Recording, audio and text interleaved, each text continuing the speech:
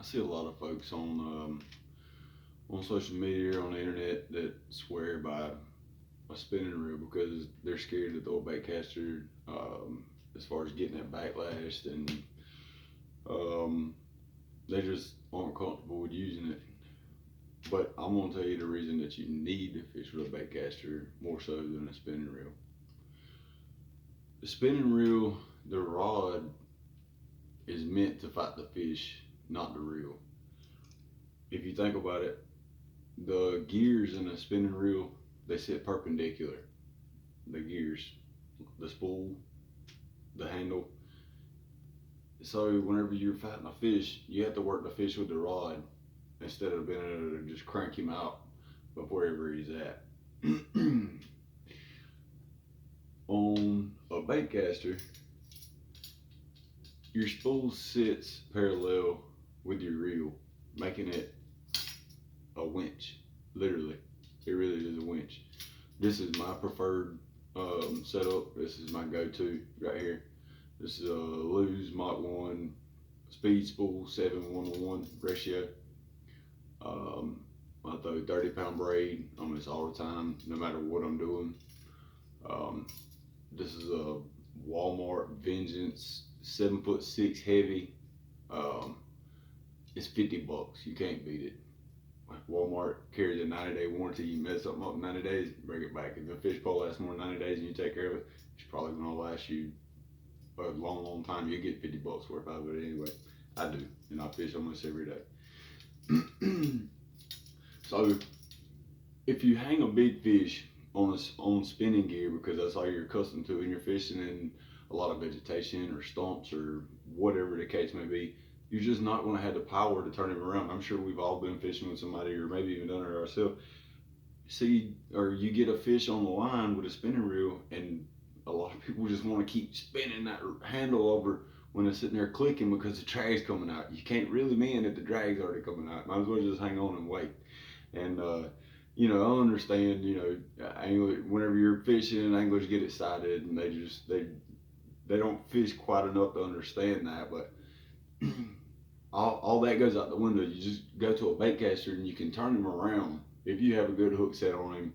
I wouldn't advise doing it, with something with treble hooks on it or something like that. But if you got a good solid hook set in him and you need to turn him around before he gets caught up in something and you're not able to get him out, that's the ticket. Any bait caster really. A fast retrieve ratio is highly favored in my opinion. I want to be able to do less work while I'm fishing, while I'm working the bait. I like a longer rod. Um, Whenever you're using braid, it picks up the difference. A longer rod will be less sensitive, but if you're using braid, I haven't found it a problem myself. Um, but I just wanted to share that with y'all. There's a huge, huge difference in a spinning reel and a bait caster. You cannot do the same things with each of them. A spinning combo is easier on you if you just flip into. Some people can't cast and pitch under docks and skip under docks. A spinning, that's where the spinning reel does come in. It'll help you flip up under it to hang that fish. If you don't bite, you can't catch him. So, anyways, you kind of decipher the difference. Um, if if you're not, if the reason that you use a spinning reel and don't use a bait caster is because you're not confident with it, try this. Walk out a cast distance worth of line, and then put you a small piece of tape on the spool. Then reel it back up, and then practice like that. Whenever you do that, you'll avoid a huge backlash. It'll be just enough line to be able to come out where you can get comfortable. It won't waste a whole lot of your time or money pulling that backlash or cutting the line off. So I'd advise starting with some cheap monofilament from Walmart. You can get a spool for $2 or $3 or whatever, just some cheap stuff. But I would suggest doing that. Put a heavier plug on there. It's a little easier to learn with. I do charters, so I have a lot of people who don't have a lot of confidence with a bait caster, but yet they get in my boat and the settings are already right, and they just have more. They have a more comfortable feel of what it should feel like, and then whenever they get off my boat, they're like, "Hey, I really like that baitcaster. I should have been traveling a long time ago. Well, the settings on it make a big difference. I'll walk you through that too. whenever whenever you're setting your settings, you want to have your spool. It don't matter what lure it is. You want to have your spool where you can hit the button and line will fall out until it reaches the water. The floor don't work for a good example because it's going to stop on the floor regardless. But you want it just so that it slows down whenever it hits the water.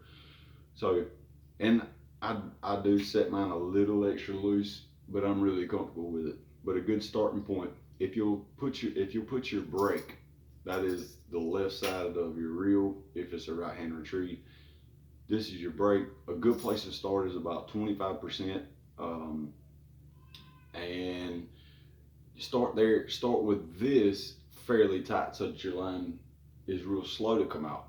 Practice it like that first, and as you get more comfortable, loosen this on up, and then whenever it gets to the point where the end of your cast is starting to backlash a little bit, you do have to use your thumb.